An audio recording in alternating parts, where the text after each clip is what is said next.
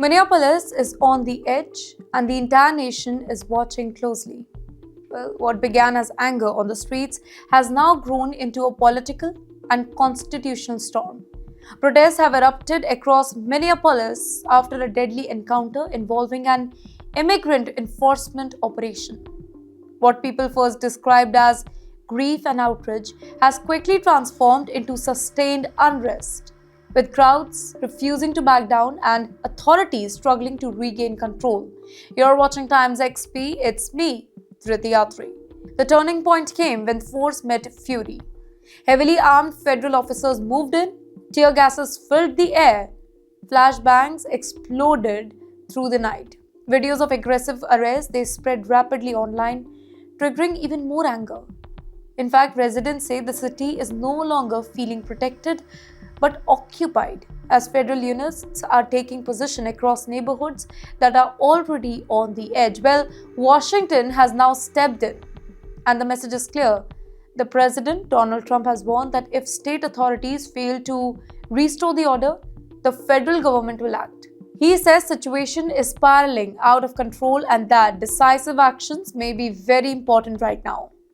Now, behind that particular warning lies one of the most powerful and controversial laws in American history. The Insurrection Act, it is no ordinary threat. This law allows the president to deploy the US military inside an American city, not for war abroad, but for the unrest at home. Well, it has been used only in the extreme moments of nation protests or maybe crisis, invoking that it would mark a dramatic escalation, blurring the line between civilian policing and military control.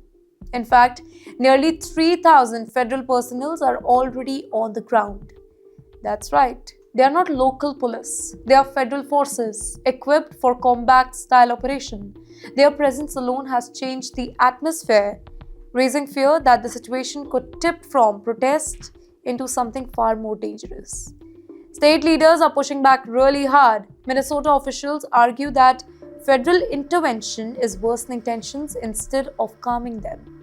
They warn that using soldiers to confront civilians, it risks violating the civil liberties and igniting a chain reaction across the country. Well, the clash is no longer just on the streets. It is now a power struggle between state authorities and the White House.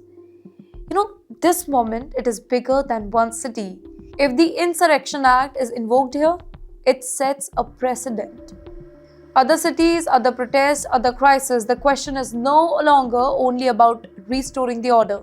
It's about how far the government is willing to go and what freedoms may be sacrificed along the way. America is standing at a dangerous crossroad. One path leads towards restraint, dialogue, de-escalation. The other one leads towards soldiers in the streets and redefinition of democracy itself.